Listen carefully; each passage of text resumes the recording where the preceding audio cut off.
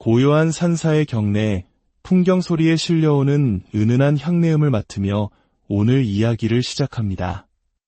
우리 곁을 떠난 이들을 기억하고 그들의 평안을 기원하는 마음은 시대를 넘어 누구나 간직하고 있는 소중한 감정일 것입니다. 특히 한국의 불교 문화에는 이러한 마음을 담아내는 아주 특별한 시기가 있습니다. 바로 백중 기도 기간입니다. 오늘은 단순히 조상을 기리는 것을 넘어 모든 외로운 영혼들의 아픔을 어루만지고 그들의 궁극적인 해탈을 기원하는 백중 기도의 깊은 의미에 대해 함께 나누어 보고자 합니다. 이야기에 귀 기울여 주시는 여러분의 마음에도 부처님의 따뜻한 자비가 깃들기를 바랍니다. 혹 이 가르침이 마음에 와닿는다면 이 영상을 공유하여 더 많은 분들과 좋은 법의 인연을 맺어주시는 것은 어떨까요? 여러분의 그 마음 하나가 세상을 밝히는 등불이 될 것입니다. 구독과 좋아요는 저희가 이 법의 등불을 계속해서 밝혀나가는데 큰 힘이 됩니다. 여러분의 가정에 늘 평안과 행복이 가득하시기를 기원하며 이제 이야기의 문을 열겠습니다. 얼마 전 대구의 한 고즈넉한 사찰을 찾았습니다. 그곳에서는 한국 비구니계의 큰 어른이신 한 노스님께서 여든이 넘으신 연세에도 불구하고 쇠약해진 몸을 이끌고 법화경을 한자 한자 힘주어 독송하며 영가들을 위한 기도를 올리고 계셨습니다. 그 모습은 살아있는 이와 떠나간 이 모두를 향한 깊은 연민과 자비심 그 자체였습니다. 여러분, 우리는 매년 여름이 깊어질 무렵 전국 각지의 사찰에서 백중 기도를 올립니다. 아마 많은 분들이 조상님을 위한 제사 정도로 생각하실 수도 있겠습니다. 하지만 한국의 백중 기도는 그 의미가 훨씬 더 깊고 넓습니다. 전 세계를 둘러보아도 우리나라처럼 이토록 지극한 정성으로 혈연을 넘어선 모든 영혼들을 위해 기도하는 나라는 찾아보기 어렵습니다. 우리는 기도 때마다 이렇게 발언합니다. 유주무주 애혼 영가. 주인이 있는 영혼, 그리고 주인이 없어 외롭게 떠도는 모든 슬픈 영혼들까지도 모두 이 법석에 청하여 함께 기도를 올립니다. 이것이 바로 유교의 제사와 불교의 천도제가 가진 근본적인 차이입니다. 유교가 나의 가족과 조상을 기리는 데 중점을 둔다면 불교는 그 범위를 넘어 인연 있는 모든 존재, 나아가 온 우주법계의 모든 영혼을 부처님의 자비로운 품으로 이끄는 것을 목표로 합니다. 이 기도는 단순한 위로에서 그치지 않습니다. 영혼들이 생전에 지었던 무거운 업의 굴레에서 벗어나 완전한 자유, 즉 해탈을 얻고 궁극적으로는 스스로가 본래 부처였음을 깨닫게 하는데 그 목적이 있습니다. 이것이야말로 떠나간 이들에게 우리가 해줄 수 있는 가장 큰 선물이자 가장 깊은 사랑의 표현일 것입니다. 불교 의식에는 차를 올리는 순서가 있습니다. 영가들을 위해 올리는 이 한 잔의 차에는 실로 심오한 가르침이 담겨 있습니다. 이 차를 조주차라고 부르는데 이는 중국 당나라의 위대한 선승이셨던 조주 스님의 일화에서 유래합니다. 어떤 수행자가 찾아와 도에 대해 물어도 조주 스님은 그저 차나 한 잔 마시게라고 답하셨다고 합니다. 이 차 한 잔에는 모든 것을 내려놓으라는 방아차게의 가르침이 오롯이 담겨 있습니다. 우리가 영가에게 올리는 차 한 잔은 바로 이 마음을 전하는 것입니다. 고단했던 이 생의 모든 집착과 원망, 아쉬움과 슬픔을 이 따뜻한 차 한 잔에 모두 녹여내고 훌훌 털어버리고 당신의 본래 마음자리, 본래 고향으로 돌아가십시오 라는 간절한 메시지인 셈입니다. 이 차는 단순한 음료가 아니라 윤회의 고통을 쉬게 하고 마음의 평화를 주는 감로수와도 같습니다. 그러므로 백중기간은 살아있는 우리만이 공부하는 시간이 아닙니다. 사실 이 기간의 진짜 주인공은 바로 영가들입니다. 그들은 육신이라는 껍질을 벗었기에 오히려 마음이 더 열려있고 법문을 들으면 스펀지처럼 흡수한다고 합니다. 이 기간 동안 사찰의 영단의 위패를 모시고 스님들의 법문을 듣고 경전의 구절들을 들으며 영가들은 비로소 깨닫게 됩니다. 아, 내가 본래 부처였구나. 한평생 나 자신이 부처인 줄도 모르고 바깥을 헤매며 살아왔구나. 육신이 없기에 오히려 그들의 영혼은 더욱 자유로워져 천한통, 천이통, 타신통 등 오신통을 얻는다고 합니다. 다른 사람의 마음을 읽고 시공을 초월하여 날아다닐 수도 있게 되는 것입니다. 이렇게 열린 마음으로 법문을 듣고 기도를 올리는 동안 어느 한마디 말씀 끝에 문득 마음이 활짝 열리며 깨달음을 얻게 되는 것입니다.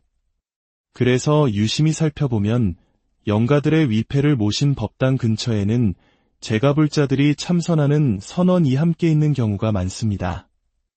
이는 영가들 역시 그곳에서 함께 참선하고 정진하며 생의 업력을 녹여내고 해탈의 길로 나아가고 있음을 상징적으로 보여주는 것입니다.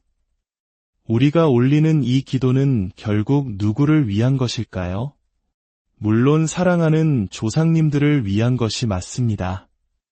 내가 은혜를 입었던 고마운 분들, 안타깝게 세상을 떠났지만 돌봐줄 가족 하나 없는 외로운 영혼들을 위해서도 우리는 기꺼이 위패를 모시고 기도를 올립니다. 하지만 그보다 더 깊이 들어가 보면 우리가 기도를 올리는 그 수많은 영가들은 어쩌면 수억만 겁을 윤회하며 살아왔던 나의 전생 속 모습일지 모릅니다. 전생의 나의 부모였고 형제였고 나 자신이었을지 모릅니다. 불교에서는 나와 남이 둘이 아니라고 가르칩니다. 결국 영가를 천도하는 것은 곧 나 자신을 천도하는 것이며 나의 깊은 업장을 녹여내는 과정이기도 한 것입니다. 이러한 공덕을 쌓는 것은 우리 삶에 매우 중요한 의미를 가집니다. 복을 지어야 지혜가 생길 수 있는 바탕이 마련되기 때문입니다. 마음의 여유가 생기고 숨통이 트여야 비로소 우리는 수행에도 관심을 갖고 부처님의 가르침에도 귀를 기울일 수 있게 됩니다. 물론 살다 보면 당장 눈앞이 캄캄하고 급한 마음에 다른 방편을 찾게 될 때도 있습니다. 자녀의 건강 문제나 사업의 어려움 앞에서 지푸라기라도 잡는 심정으로 사주나 풍수 같은 것에 기대고 싶은 마음이 드는 것은 인지상정입니다. 하지만 그것은 본질이 아닌 방편에 불과합니다. 불교는 이러한 세속의 모든 방편들까지도 거대한 바다처럼 껴안습니다. 수많은 강물이 흘러들어도 바다는 결코 강물을 가려 받지 않고 모든 물을 받아들여 하나의 짠마드로 바꾸어 놓습니다. 이처럼 불교는 어떤 모습으로 찾아온 중생이라도 차별 없이 받아들여 모두가 본래 부처라는 일불승의 진리를 가르칩니다. 과거 원효대사나 의상대사, 도선국사 같은 위대한 스님들은 풍수지리에 통달하셨지만 그것을 개인의 사리사욕을 위해 쓰지 않으셨습니다. 가장 좋은 터를 찾아 절을 짓고 그곳을 모든 대중이 함께 기도하고 수행할 수 있는 공공의 공간으로 내어주셨습니다. 이것이 바로 대승의 마음이며 중생을 이롭게 하기 위한 공익풍수였습니다. 결국 모든 방편은 중생들을 불법의 인연으로 이끌어 궁극적으로는 스스로의 힘으로 기도하고 정진하여 깨달음의 길로 나아가게 하기 위함입니다. 마음 한번 돌리면 조주 스님의 차 한 잔을 마시고 모든 것을 내려놓는 그 순간 바로 그 자리가 본래 부처의 자리임을 깨닫게 하기 위함입니다. 이 세상은 혼탁하고 어지러운 말법 시대라고들 말합니다. 하지만 시대에는 정법과 말법이 있을지언정 우리 마음속 불성 자리에는 정법도 말법도 따로 없습니다. 언제 어느 때라도 마음을 다해 기도하고 정진하면 우리는 단박에 우리의 본래 면목, 참나를 마주할 수 있습니다. 이것이 바로 불교의 위대한 가르침입니다. 부처님께서는 일찍이 나는 단 한 명의 중생도 제도한 적이 없다고 말씀하셨습니다. 왜냐하면 모든 중생은 본래부터 부처이며 제도될 필요가 없기 때문입니다. 다만 그 사실을 잠시 잊고 있을 뿐이며 부처님은 그 사실을 다시 일깨워주시는 역할을 할 뿐이라고 하셨습니다. 백중기도의 모든 이치 또한 바로 여기에 있습니다. 마음 한번 바꾸면 바로 그 자리가 본래 부처의 자리인 것입니다. 그렇다면 우리의 기도는 어디를 향해야 할까요? 그 최종 목표는 바로 무심삼매에 있습니다. 아무런 생각도 없는 고요한 선정의 상태에 드는 것입니다. 우리가 이번 생에 지은 업은 스스로 기억하기에 참회와 기도를 통해 대부분 녹여낼 수 있습니다. 하지만 우리가 기억조차 하지 못하는 수많은 전생으로부터 쌓여온 깊은 업장들은 어떻게 해야 할까요? 대승기실론에서는 그것을 녹이는 유일한 방법이 바로 삼매에 드는 것이라고 말합니다. 마치 모기가 단단한 솥뚜껑을 뚫듯이 일념으로 기도하고 정진하여 무심의 경지에 들면 그 힘이 우리의 가장 깊은 잠재의식 속에 박혀있는 업장까지도 뚫고 들어가 녹여버린다고 합니다. 그렇게 깊은 업장이 녹아내릴 때 우리는 때로 이유 없는 눈물을 흘리기도 하고 가슴이 뻥 뚫리는 듯한 시원함을 느끼기도 하며 알 수 없는 감동에 휩싸이기도 합니다. 그것이 바로 전생의 묵은 빚이 하나 갚아졌다는 신호입니다. 신통제일이었던 목련존자께서도 그 뛰어난 능력으로 어머니가 무간지옥에 계신 것을 보았지만 혼자의 힘으로는 구제할 수 없었습니다. 부처님의 가르침에 따라 여름 안거를 마친 모든 스님들의 청정한 수행력을 한데 모아 기도를 올렸을 때 비로소 어머니를 지옥의 고통에서 구해낼 수 있었습니다. 이것이 바로 백중기도의 유래이자 그 위대한 힘의 원천입니다. 우리 한 사람 한 사람의 간절한 기도가 모일 때 그 힘은 상상을 초월하여 가장 깊은 어둠 속에 있는 영혼까지도 구원하는 거대한 빛이 됩니다. 이 땅, 대한민국은 예로부터 수많은 도인과 선지식들이 수행의 완성을 위해 다시 태어나는 땅이라고 했습니다. 우리의 정신 속에 깊이 뿌리내린 수행자의 DNA가 있기 때문입니다. 이제 그 정신이 한류라는 문화의 힘으로 전 세계의 새로운 바람, 동풍을 일으키고 있습니다. 위대한 시대에 위대한 땅에 태어난 우리들입니다. 우리 모두가 이 백중기도 기간 동안 지극한 정성으로 기도하고 정진하여 우리 조상님들과 인연 있는 모든 영가들을 천도하고 나아가 나 자신의 본래 불성을 깨달아가는 소중한 시간을 만들어 가시길 바랍니다. 여러분의 기도가 세상을 정토로 만드는 위대한 첫걸음이 될 것입니다.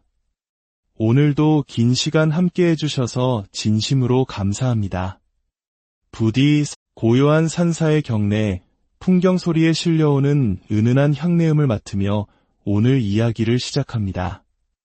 우리 곁을 떠난 이들을 기억하고 그들의 평안을 기원하는 마음은 시대를 넘어 누구나 간직하고 있는 소중한 감정일 것입니다. 특히 한국의 불교 문화에는 이러한 마음을 담아내는 아주 특별한 시기가 있습니다. 바로 백중 기도 기간입니다. 오늘은 단순히 조상을 기리는 것을 넘어 모든 외로운 영혼들의 아픔을 어루만지고 그들의 궁극적인 해탈을 기원하는 백중 기도의 깊은 의미에 대해 함께 나누어 보고자 합니다. 이야기에 귀 기울여 주시는 여러분의 마음에도 부처님의 따뜻한 자비가 깃들기를 바랍니다. 혹이 가르침이 마음에 와닿는다면 이 영상을 공유하여 더 많은 분들과 좋은 법의 인연을 맺어주시는 것은 어떨까요? 여러분의 그 마음 하나가 세상을 밝히는 등불이 될 것입니다. 구독과 좋아요는 저희가 이 법의 등불을 계속해서 밝혀나가는데 큰 힘이 됩니다. 여러분의 가정에 늘 평안과 행복이 가득하시기를 기원하며 이제 이야기의 문을 열겠습니다. 얼마 전 대구의 한 고즈넉한 사찰을 찾았습니다. 그곳에서는 한국 비구니계의 큰 어른이신 한 노스님께서 여든이 넘으신 연세에도 불구하고 쇠약해진 몸을 이끌고 법화경을 한자 한자 힘주어 독송하며 영가들을 위한 기도를 올리고 계셨습니다. 그 모습은 살아있는 이와 떠나간 이 모두를 향한 깊은 연민과 자비심 그 자체였습니다. 여러분, 우리는 매년 여름이 깊어질 무렵 전국 각지의 사찰에서 백중 기도를 올립니다. 아마 많은 분들이 조상님을 위한 제사 정도로 생각하실 수도 있겠습니다. 하지만 한국의 백중 기도는 그 의미가 훨씬 더 깊고 넓습니다. 전 세계를 둘러보아도 우리나라처럼 이토록 지극한 정성으로 혈연을 넘어선 모든 영혼들을 위해 기도하는 나라는 찾아보기 어렵습니다. 우리는 기도 때마다 이렇게 발언합니다. 유주무주 애혼 영가. 주인이 있는 영혼, 그리고 주인이 없어 외롭게 떠도는 모든 슬픈 영혼들까지도 모두 이 법석에 청하여 함께 기도를 올립니다. 이것이 바로 유교의 제사와 불교의 천도제가 가진 근본적인 차이입니다. 유교가 나의 가족과 조상을 기리는 데 중점을 둔다면 불교는 그 범위를 넘어 인연 있는 모든 존재, 나아가 온 우주법계의 모든 영혼을 부처님의 자비로운 품으로 이끄는 것을 목표로 합니다. 이 기도는 단순한 위로에서 그치지 않습니다.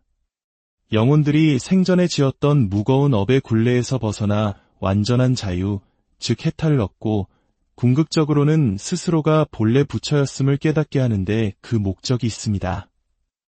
이것이야말로 떠나간 이들에게 우리가 해줄 수 있는 가장 큰 선물이자 가장 깊은 사랑의 표현일 것입니다.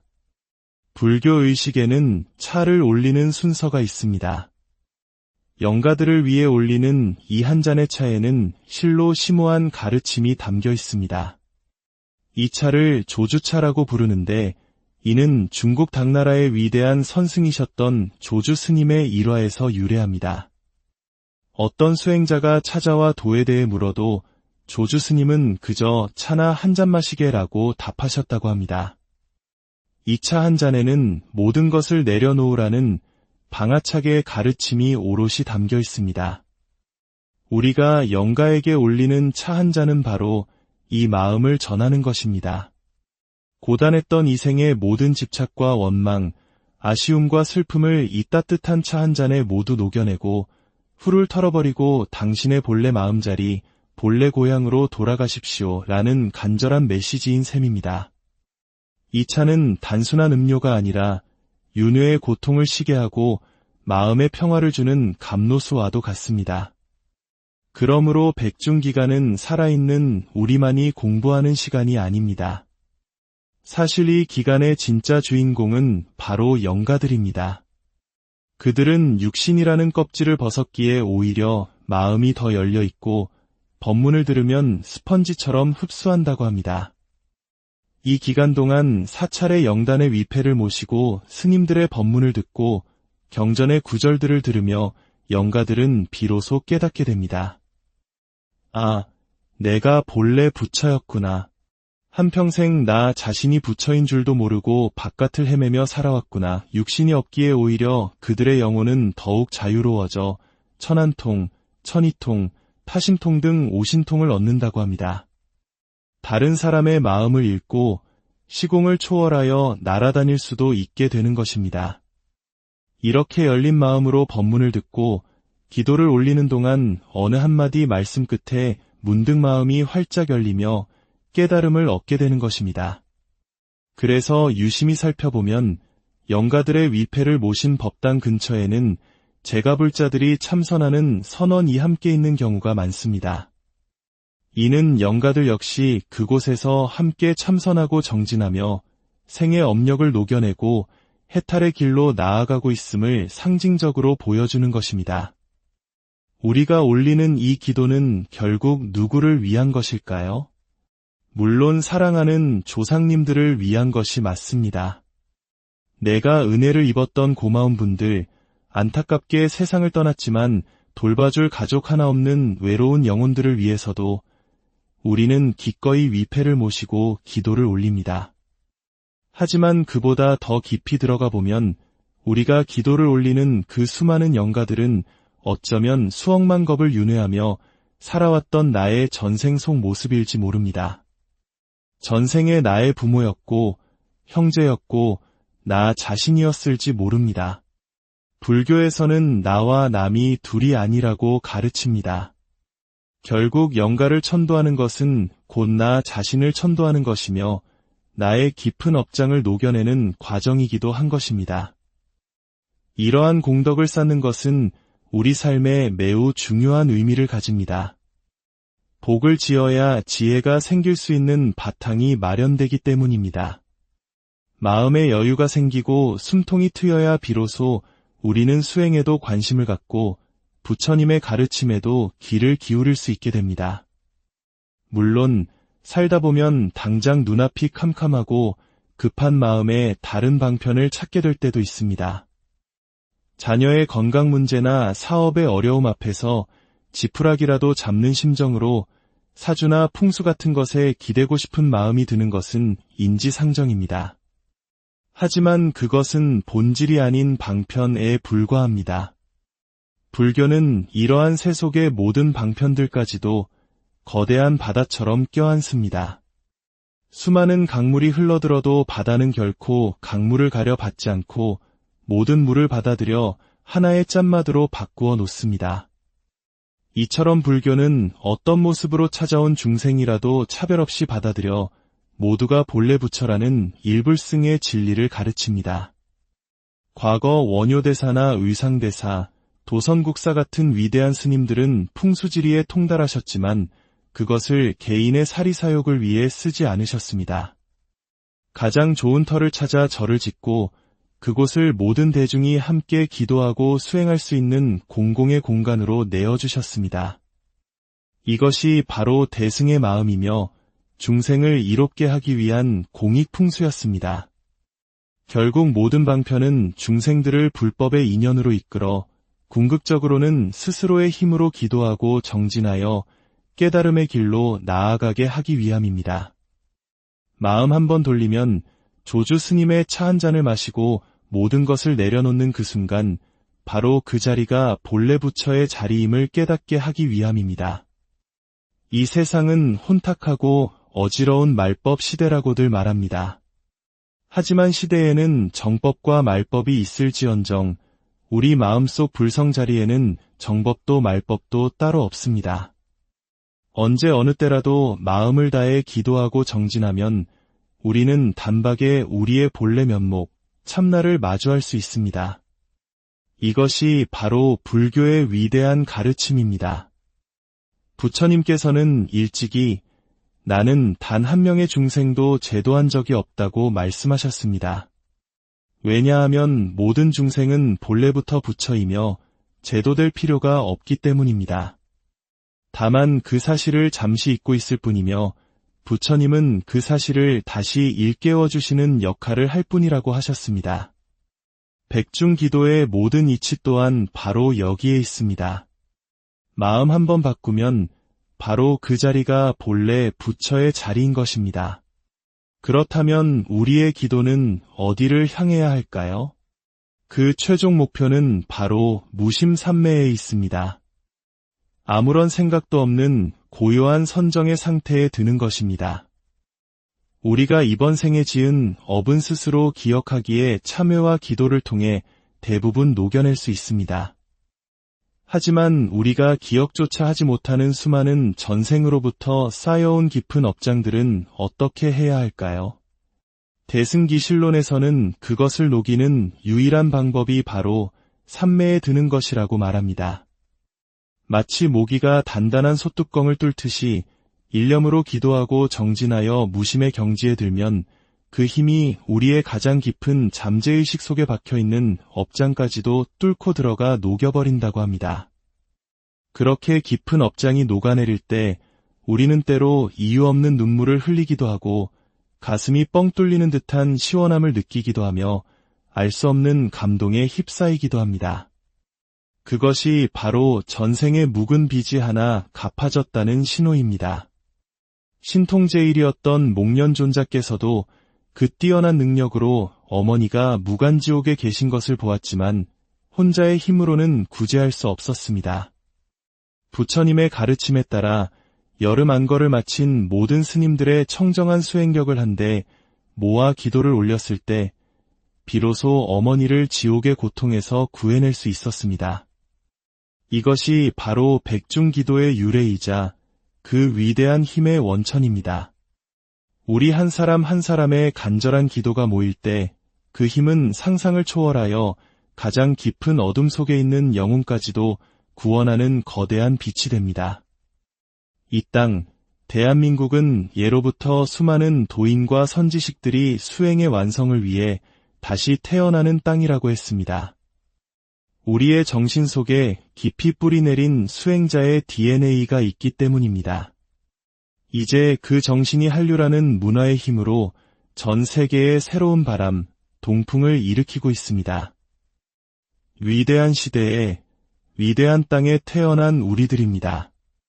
우리 모두가 이 백중기도 기간 동안 지극한 정성으로 기도하고 정진하여 우리 조상님들과 인연 있는 모든 영가들을 천도하고 나아가 나 자신의 본래 불성을 깨달아가는 소중한 시간을 만들어 가시길 바랍니다. 여러분의 기도가 세상을 정토로 만드는 위대한 첫걸음이 될 것입니다. 오늘도 긴 시간 함께 해주셔서 진심으로 감사합니다. 부디 고요한 산사의 경내, 풍경 소리에 실려오는 은은한 향내음을 맡으며 오늘 이야기를 시작합니다.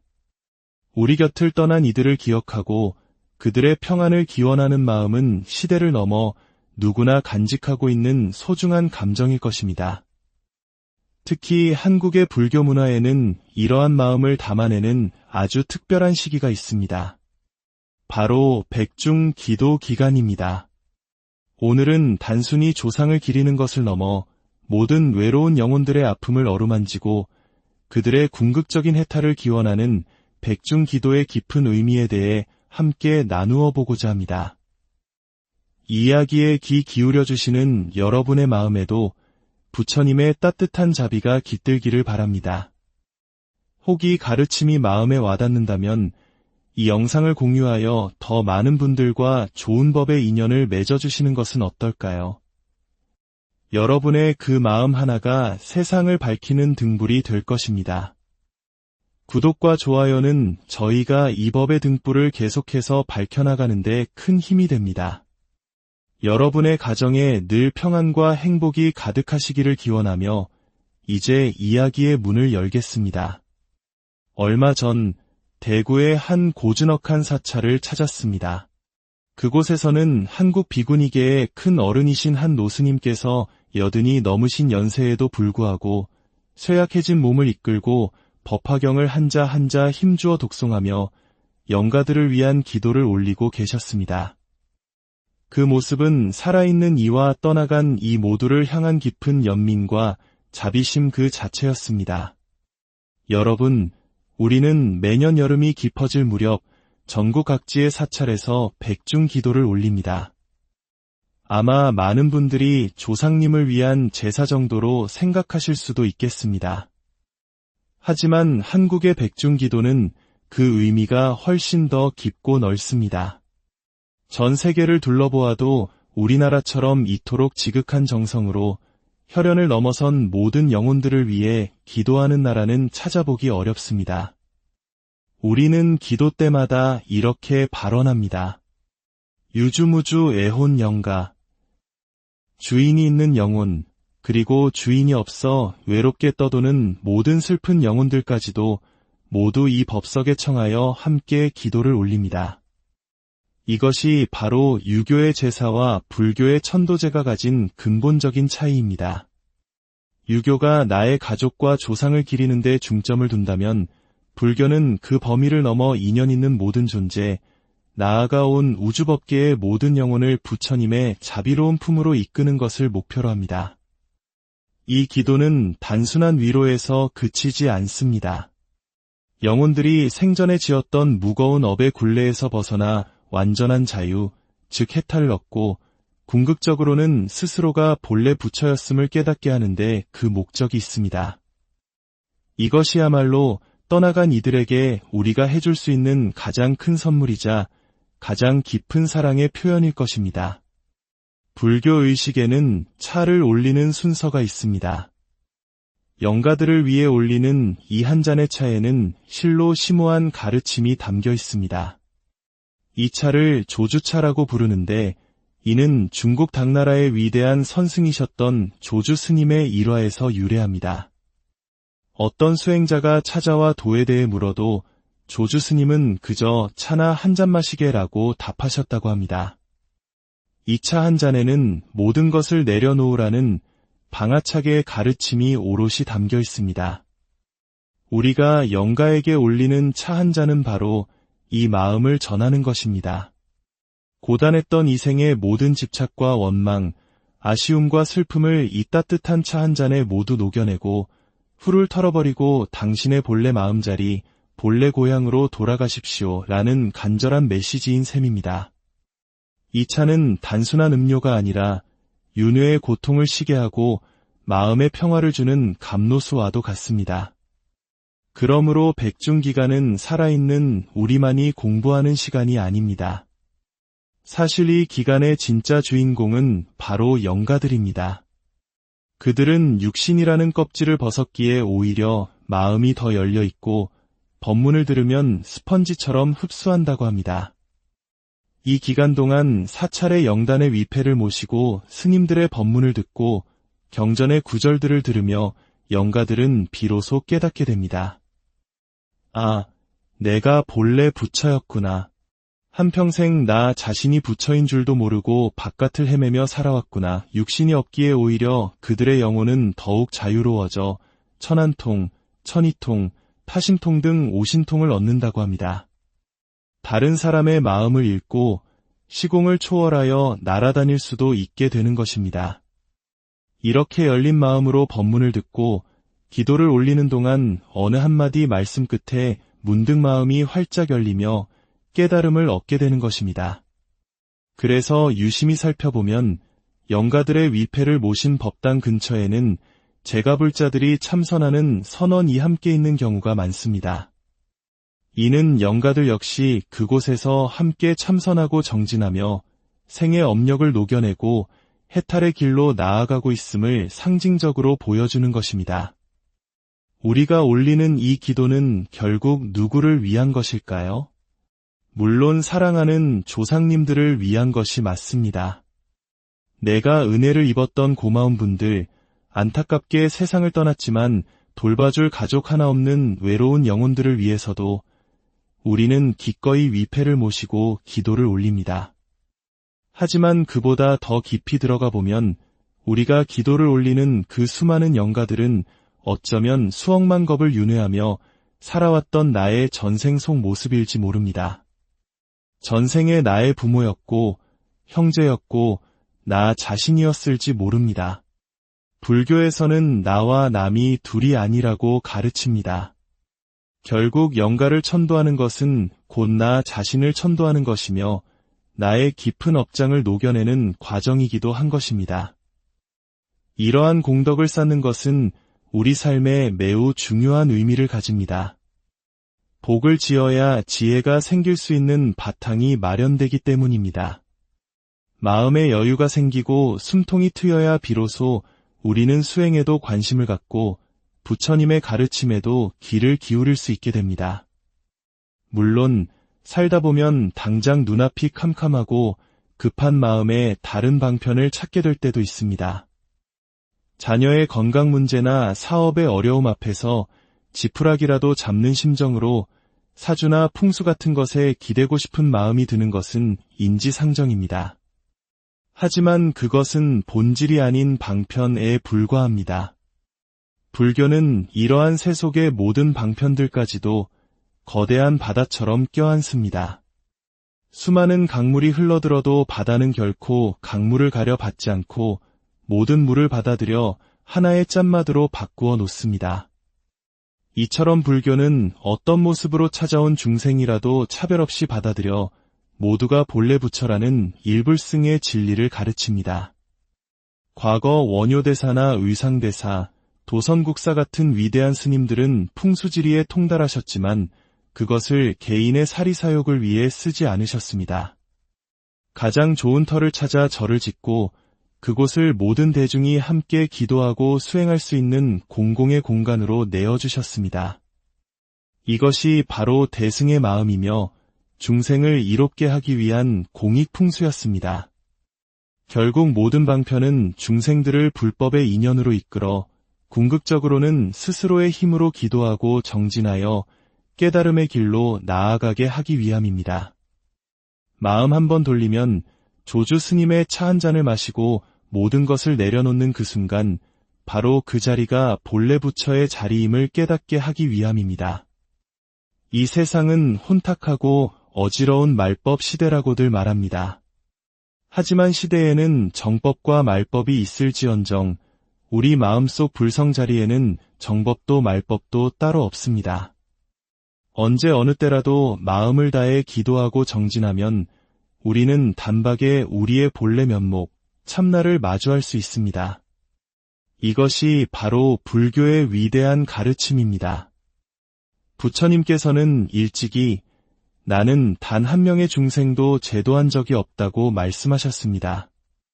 왜냐하면 모든 중생은 본래부터 부처이며 제도될 필요가 없기 때문입니다. 다만 그 사실을 잠시 잊고 있을 뿐이며 부처님은 그 사실을 다시 일깨워 주시는 역할을 할 뿐이라고 하셨습니다.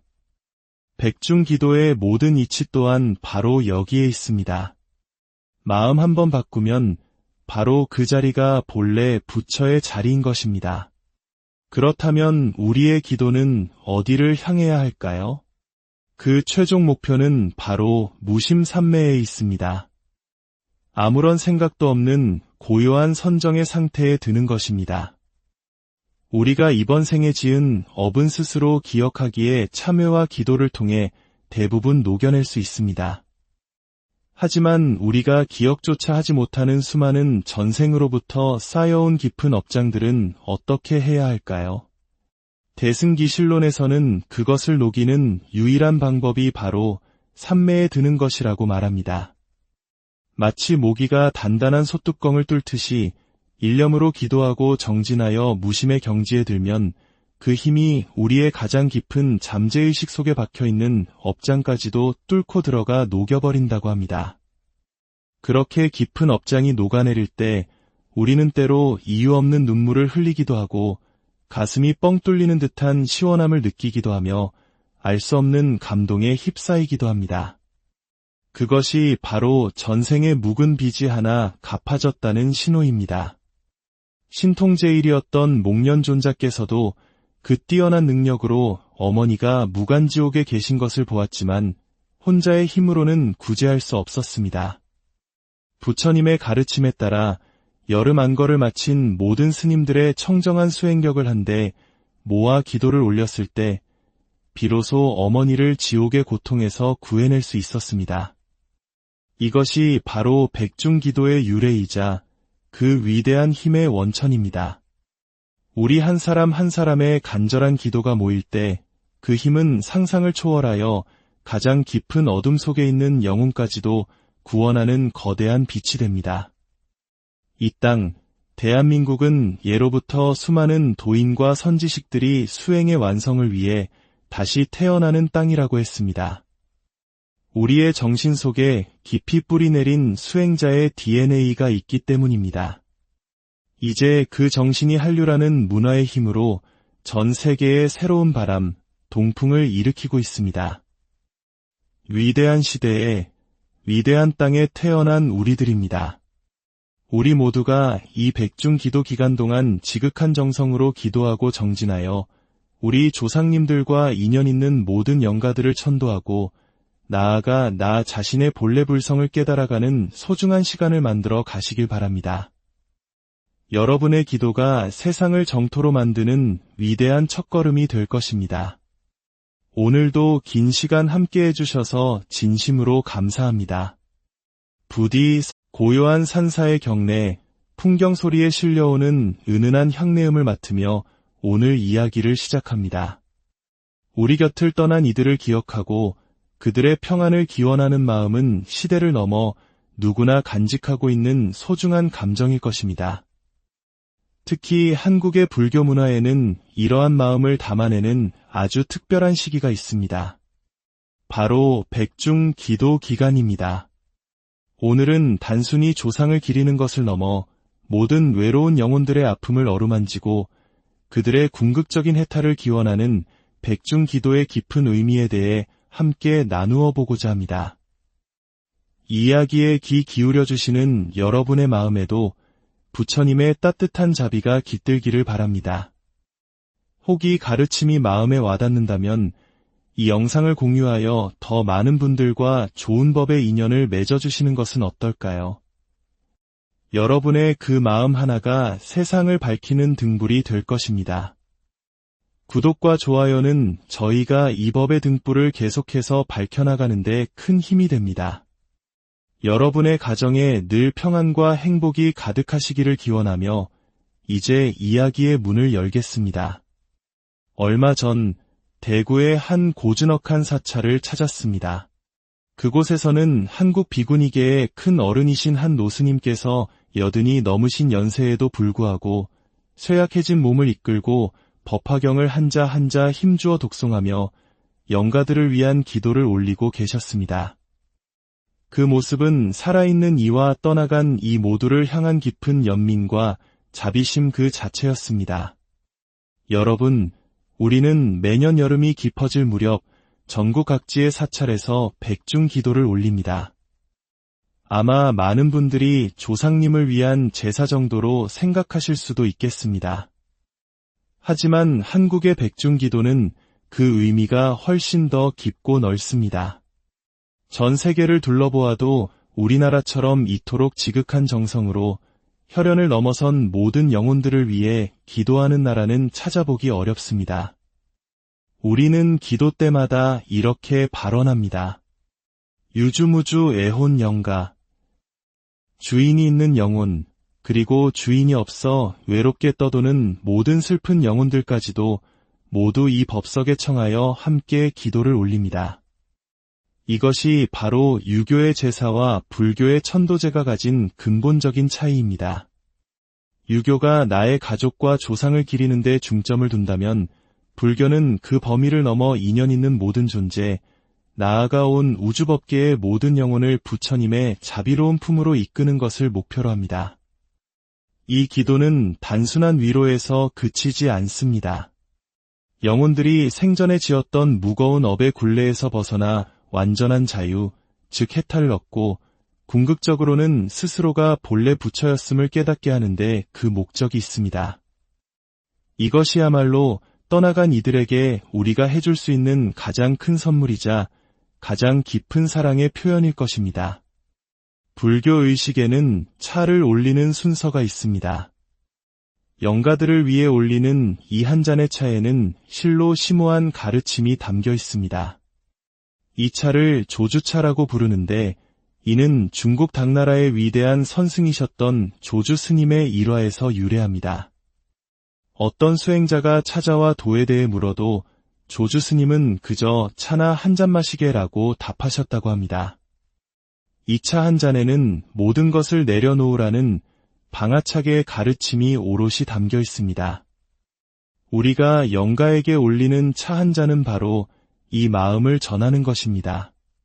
고단했던 이 생의 모든 집착과 원망, 아쉬움과 슬픔을 이 따뜻한 차 한 잔에 모두 녹여내고 훌훌 털어버리고 당신의 본래 마음자리, 본래 고향으로 돌아가십시오 라는 간절한 메시지인 셈입니다.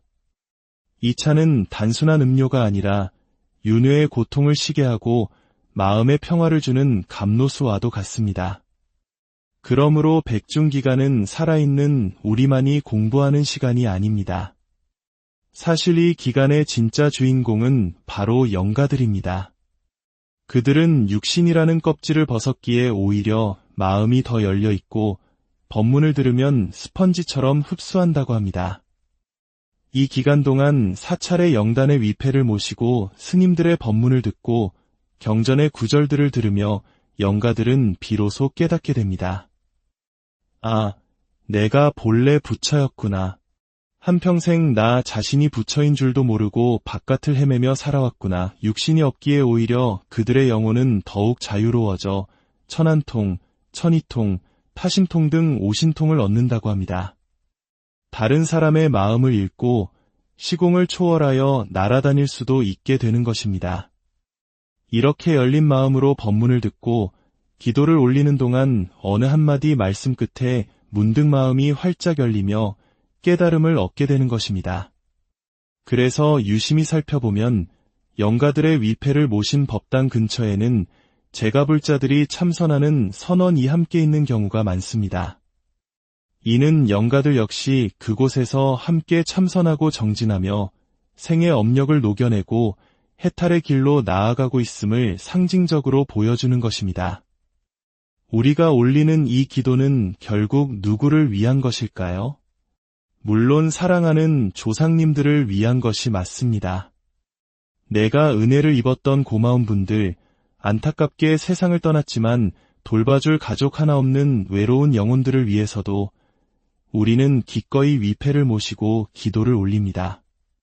하지만 그보다 더 깊이 들어가 보면 우리가 기도를 올리는 그 수많은 영가들은 어쩌면 수억만 겁을 윤회하며 살아왔던 나의 전생 속 모습일지 모릅니다. 전생의 나의 부모였고 형제였고 나 자신이었을지 모릅니다. 불교에서는 나와 남이 둘이 아니라고 가르칩니다. 결국 영가를 천도하는 것은 곧 나 자신을 천도하는 것이며 나의 깊은 업장을 녹여내는 과정이기도 한 것입니다. 이러한 공덕을 쌓는 것은 우리 삶에 매우 중요한 의미를 가집니다. 복을 지어야 지혜가 생길 수 있는 바탕이 마련되기 때문입니다. 마음의 여유가 생기고 숨통이 트여야 비로소 우리는 수행에도 관심을 갖고 부처님의 가르침에도 귀를 기울일 수 있게 됩니다. 물론 살다 보면 당장 눈앞이 캄캄하고 급한 마음에 다른 방편을 찾게 될 때도 있습니다. 자녀의 건강 문제나 사업의 어려움 앞에서 지푸라기라도 잡는 심정으로 사주나 풍수 같은 것에 기대고 싶은 마음이 드는 것은 인지상정입니다. 하지만 그것은 본질이 아닌 방편에 불과합니다. 불교는 이러한 세속의 모든 방편들까지도 거대한 바다처럼 껴안습니다. 수많은 강물이 흘러들어도 바다는 결코 강물을 가려 받지 않고 모든 물을 받아들여 하나의 짠마드로 바꾸어 놓습니다. 이처럼 불교는 어떤 모습으로 찾아온 중생이라도 차별 없이 받아들여 모두가 본래 부처라는 일불승의 진리를 가르칩니다. 과거 원효대사나 의상대사, 도선국사 같은 위대한 스님들은 풍수지리에 통달하셨지만 그것을 개인의 사리사욕을 위해 쓰지 않으셨습니다. 가장 좋은 터를 찾아 절을 짓고 그곳을 모든 대중이 함께 기도하고 수행할 수 있는 공공의 공간으로 내어주셨습니다. 이것이 바로 대승의 마음이며 중생을 이롭게 하기 위한 공익풍수였습니다.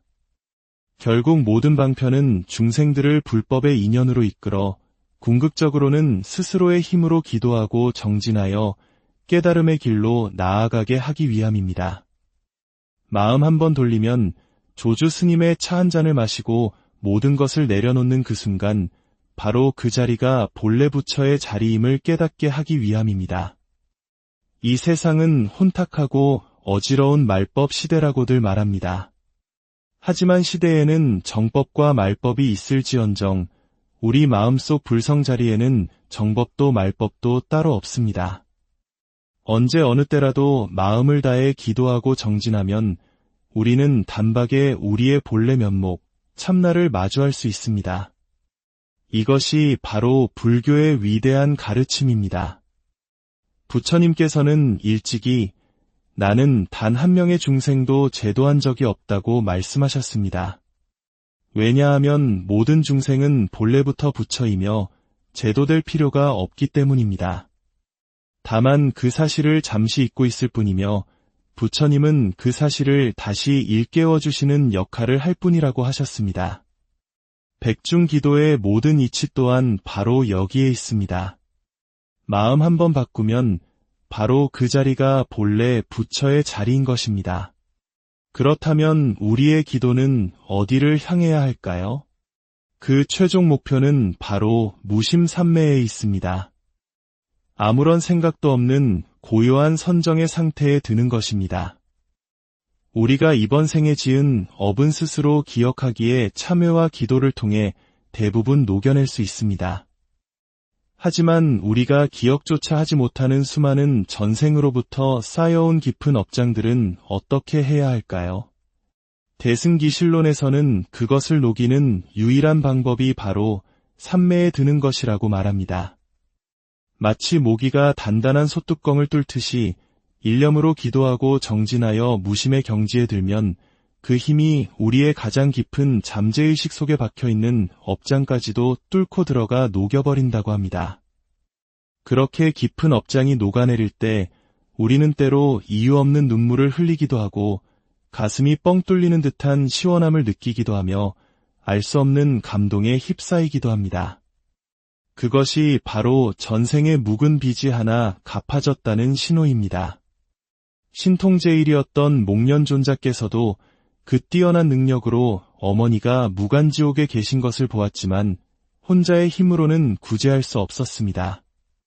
부처님의 가르침에 따라 여름 안거를 마친 모든 스님들의 청정한 수행력을 한데 모아 기도를 올렸을 때 비로소 어머니를 지옥의 고통에서 구해낼 수 있었습니다. 이것이 바로 백중기도의 유래이자 그 위대한 힘의 원천입니다. 우리 한 사람 한 사람의 간절한 기도가 모일 때 그 힘은 상상을 초월하여 가장 깊은 어둠 속에 있는 영혼까지도 구원하는 거대한 빛이 됩니다.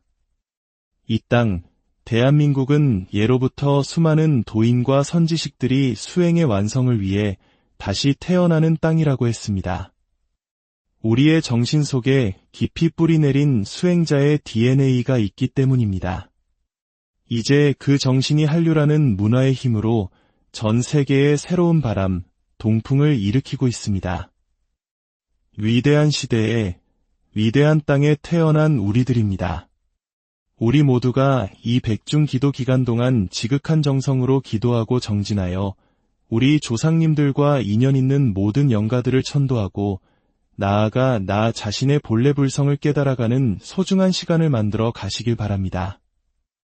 여러분의 기도가 세상을 정토로 만드는 위대한 첫걸음이 될 것입니다. 오늘도 긴 시간 함께 해주셔서 진심으로 감사합니다. 부디 고요한 산사의 경내, 풍경 소리에 실려오는 은은한 향내음을 맡으며 오늘 이야기를 시작합니다. 우리 곁을 떠난 이들을 기억하고 그들의 평안을 기원하는 마음은 시대를 넘어 누구나 간직하고 있는 소중한 감정일 것입니다. 특히 한국의 불교 문화에는 이러한 마음을 담아내는 아주 특별한 시기가 있습니다. 바로 백중 기도 기간입니다.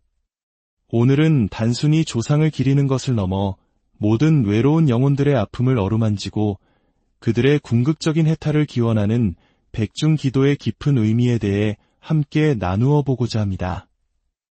이야기에 귀 기울여 주시는 여러분의 마음에도 부처님의 따뜻한 자비가 깃들기를 바랍니다. 혹이 가르침이 마음에 와닿는다면 이 영상을 공유하여 더 많은 분들과 좋은 법의 인연을 맺어주시는 것은 어떨까요? 여러분의 그 마음 하나가 세상을 밝히는 등불이 될 것입니다. 구독과 좋아요는 저희가 이 법의 등불을 계속해서 밝혀나가는데 큰 힘이 됩니다. 여러분의 가정에 늘 평안과 행복이 가득하시기를 기원하며 이제 이야기의 문을 열겠습니다. 얼마 전 대구의 한 고즈넉한 사찰을 찾았습니다. 그곳에서는 한국 비구니계의 큰 어른이신 한 노스님께서 여든이 넘으신 연세에도 불구하고 쇠약해진 몸을 이끌고 법화경을 한자 한자 힘주어 독송하며 영가들을 위한 기도를 올리고 계셨습니다. 그 모습은 살아있는 이와 떠나간 이 모두를 향한 깊은 연민과 자비심 그 자체였습니다. 여러분, 우리는 매년 여름이 깊어질 무렵 전국 각지의 사찰에서 백중 기도를 올립니다. 아마 많은 분들이 조상님을 위한 제사 정도로 생각하실 수도 있겠습니다. 하지만 한국의 백중 기도는 그 의미가 훨씬 더 깊고 넓습니다. 전 세계를 둘러보아도 우리나라처럼 이토록 지극한 정성으로 혈연을 넘어선 모든 영혼들을 위해 기도하는 나라는 찾아보기 어렵습니다. 우리는 기도 때마다 이렇게 발언합니다. 유주무주 애혼 영가. 주인이 있는 영혼, 그리고 주인이 없어 외롭게 떠도는 모든 슬픈 영혼들까지도 모두 이 법석에 청하여 함께 기도를 올립니다. 이것이 바로 유교의 제사와 불교의 천도제가 가진 근본적인 차이입니다. 유교가 나의 가족과 조상을 기리는 데 중점을 둔다면 불교는 그 범위를 넘어 인연 있는 모든 존재, 나아가 온 우주법계의 모든 영혼을 부처님의 자비로운 품으로 이끄는 것을 목표로 합니다. 이 기도는 단순한 위로에서 그치지 않습니다. 영혼들이 생전에 지었던 무거운 업의 굴레에서 벗어나 완전한 자유, 즉 해탈을 얻고 궁극적으로는 스스로가 본래 부처였음을 깨닫게 하는데 그 목적이 있습니다. 이것이야말로 떠나간 이들에게 우리가 해줄 수 있는 가장 큰 선물이자 가장 깊은 사랑의 표현일 것입니다. 불교 의식에는 차를 올리는 순서가 있습니다. 영가들을 위해 올리는 이 한 잔의 차에는 실로 심오한 가르침이 담겨 있습니다. 이 차를 조주차라고 부르는데 이는 중국 당나라의 위대한 선승이셨던 조주 스님의 일화에서 유래합니다. 어떤 수행자가 찾아와 도에 대해 물어도 조주 스님은 그저 차나 한 잔 마시게라고 답하셨다고 합니다. 이 차 한 잔에는 모든 것을 내려놓으라는 방아차게의 가르침이 오롯이 담겨 있습니다. 우리가 영가에게 올리는 차 한 잔은 바로 이 마음을 전하는 것입니다. 고단했던 이 생의 모든 집착과 원망, 아쉬움과 슬픔을 이 따뜻한 차 한 잔에 모두 녹여내고 훌훌 털어버리고 당신의 본래 마음자리, 본래 고향으로 돌아가십시오 라는 간절한 메시지인 셈입니다. 이 차는 단순한 음료가 아니라 윤회의 고통을 쉬게 하고 마음의 평화를 주는 감로수와도 같습니다. 그러므로 백중기간은 살아있는 우리만이 공부하는 시간이 아닙니다. 사실 이 기간의 진짜 주인공은 바로 영가들입니다. 그들은 육신이라는 껍질을 벗었기에 오히려 마음이 더 열려있고 법문을 들으면 스펀지처럼 흡수한다고 합니다. 이 기간 동안 사찰의 영단의 위패를 모시고 스님들의 법문을 듣고 경전의 구절들을 들으며 영가들은 비로소 깨닫게 됩니다.